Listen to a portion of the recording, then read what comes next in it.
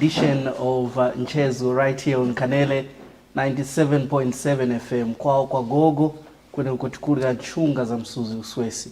I'm your host Stephen Nkoma. We've brought you many guests on this particular show where we discuss issues that affect our community, and the larger picture is Zambia as a country. And of course, today we are also privileged to host the 6th Zambian Republican President, Dr. Edgar Chagwa Lungu. It is the first time that we are hosting him, of course, as a radio station, having been established in 2021. Your Excellency, thank you so much for agreeing to feature on Mchezo, and of course featuring for the first time on Kanele 97.7 FM. Timpokeleni kuno kukaa. Yewe dada. Manyi kukomo mwabale kauli?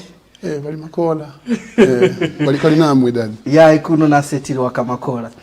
All right, so he's our guest, and we're going to discuss quite a lot of issues, in case you've been thinking those big issues you wanted the 6th head of state to address in as far as Lundazi and Zambia is concerned. It is that particular time we're going to talk more about that.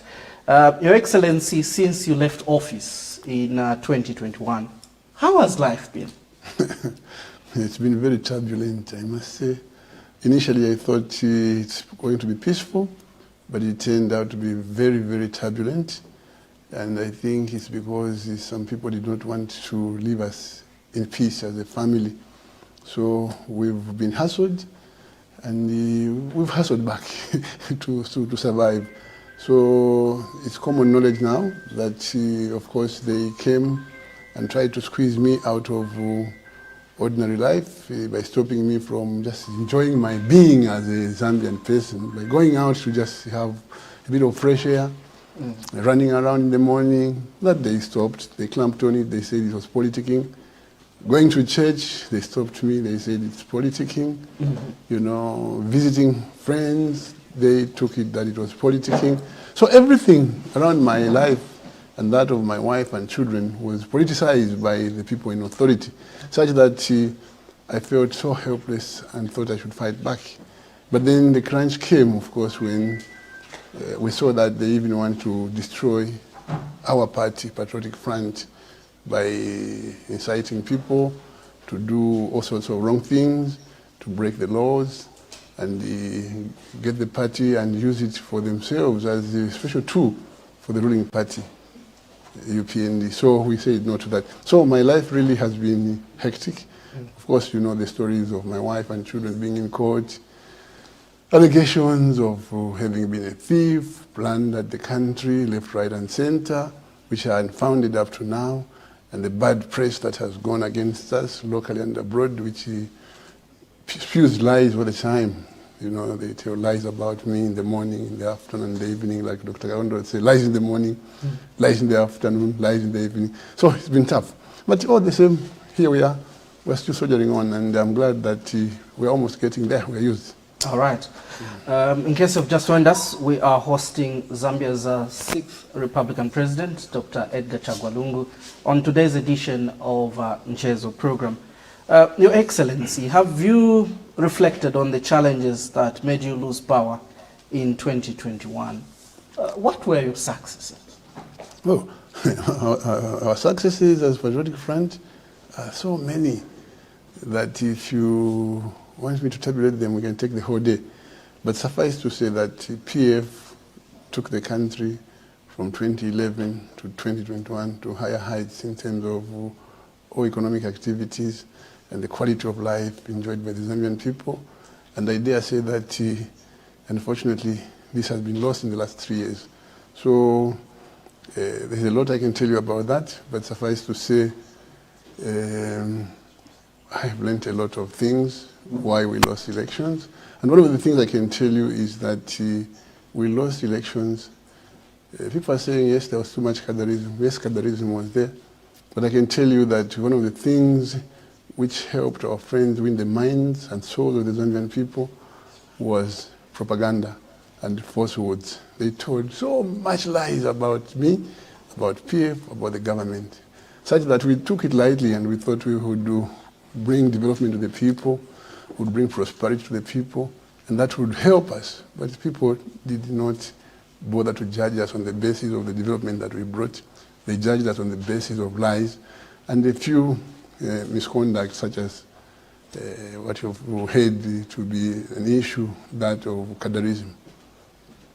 Your Excellency, just allow me to take you back. Recently, you told the international media that you were under house arrest. Claims that the government has since refuted. How do you substantiate those claims? Well, it's a comparative term, house arrest, and also it's contextual.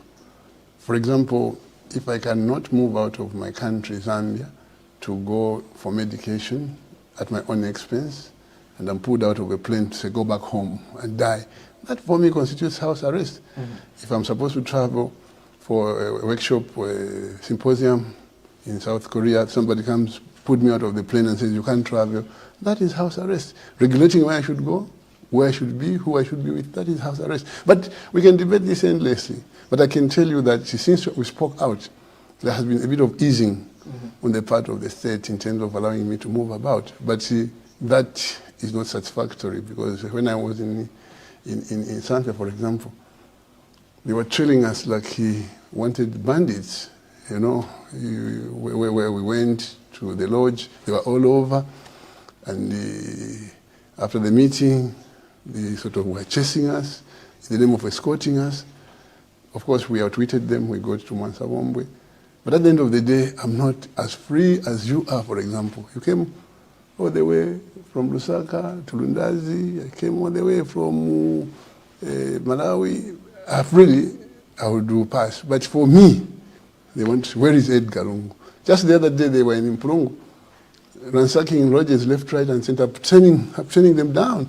Are they looking for you to provide the security? No, what security? What security? Because they've grabbed all the policemen they gave us. They grabbed all the policemen they gave us, that I am not entitled to politics, to police protection, because I'm in politics. So why trouble me by sending policemen to follow me? The incident in Chagwa where they said, we have been told that you can't be here. That's to speak of freedom of movement. I was visiting a bishop. This policeman just comes and says, you can't be here. Why? No, we are told that you can't be here. So is that the freedom that you want me to say I'm free? So I can tell you that I'm a virtual prisoner, and I don't like it. And wherever I go, I'm followed. Followed like a wanted, a dangerous criminal. And that's not fair. All right. We can debate endlessly, because I saw some government minister saying, no, he's free, he's free. He goes, I can't go to town today and be left alone. They will come. And they will say, no, you can't be here. That I can assure you. But I should subscribe to the perception that I'm free, I'm not under house arrest. House arrest is a legal term, or it can be a political term. I want to be as free as these guys are to go to the market, to go to the cinema theater, to go to the shopping mall, to go to church without let or hindrance. That's what I want. That's the freedom I want, and that's what the freedom I want for everybody. Do you think they regard your movements as a way of campaigning ahead of the 2026 election? But what's wrong with campaigning if I'm campaigning? Am I not free to campaign? Is there any law which stops me from campaigning, if at all? I'm not campaigning, but I'm moving around doing my business. But if they perceive it as campaign, it's not wrong. Your comeback to active politics, Your Excellency, has sparked mixed reactions. In as much as there are those who are backing your comeback or this particular stance, there are still those who hold a thought of saying you should have retired. How would you react to these concerns by the people? You know, the Morocco, is it the Cameroon? Cameroon had a football team. They had a player called Roger Miller. He was their star player. I think he retired for a while, and they found their fortunes depleting or going down. They recorded him from retirement, and I remember 1994, he featured in the World Cup in Europe and in America. And he did very well, and he was a super sub. So politics, I don't think is something you can retire from, if I am to be honest with you. You can only reduce your participation in politics as you get older, right? Eventually you want to skip away completely. I don't know whether people like Honorable Venon Mwanga have retired. From time to time he makes statements on politics. Can you call that retirement? I don't think it's retirement. But I've come back to active politics and I will participate because the freedom of myself as an individual, that of my members of the party, that of my family members has been compromised by those who wield powers of the state. Take, for example, what they did to PF. They massacred PF. They dismembered PF. They brought in strange characters and said, this is the president of PF. No mandate whatsoever from the people in the party, right? President. And they go in the night, they change fingerprints. The following morning, they go and they register. That is a criminal act on the part of the state. So with all that, you want me to be in retirement? No, I can't. Because PF is what brought me here. And I think I will not die a peaceful death if I was to die today without restoring PF to what it is. By the way, I've been saying to people who want me to reconcile with the president that, look, the only way we can start talking about reconciliation is for the man to begin restoring democracy.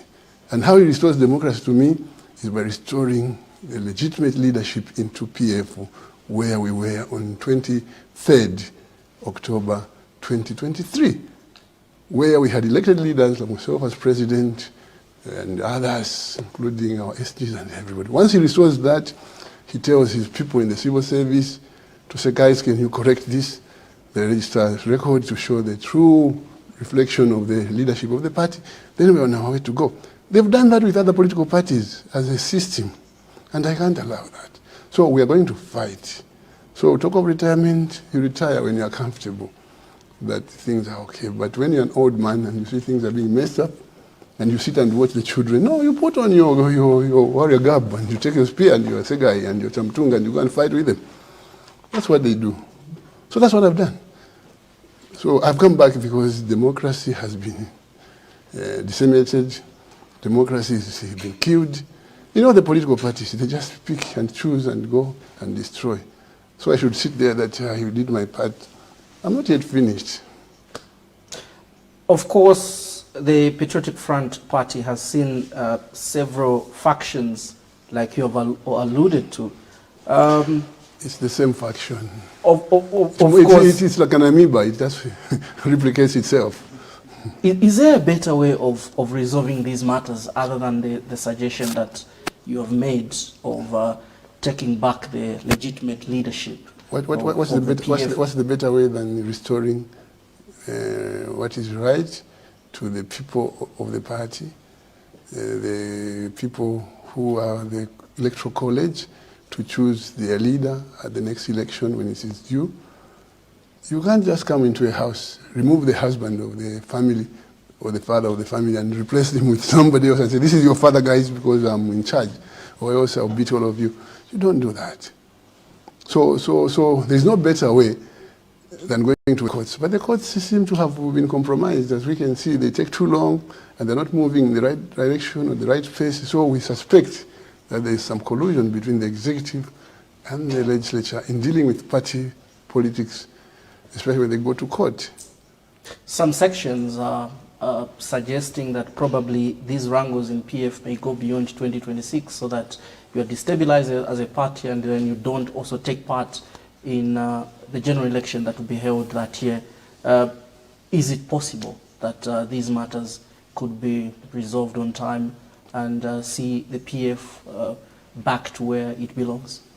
I can tell you that with what I know, there's no desire on the part of those who are manipulating troublemakers in PF to bring about peace, orderliness, and harmony in the party. It serves them better that way. A dead, weak, or sick PF suits them well. So chances of resolving these matters by 2026 are slim, but we haven't ruled them out. They are slim, and we are pursuing those chances. But you're asking me about Plan B. I can't tell you Plan B. Because that's a tactic now. That's a strategy. You know.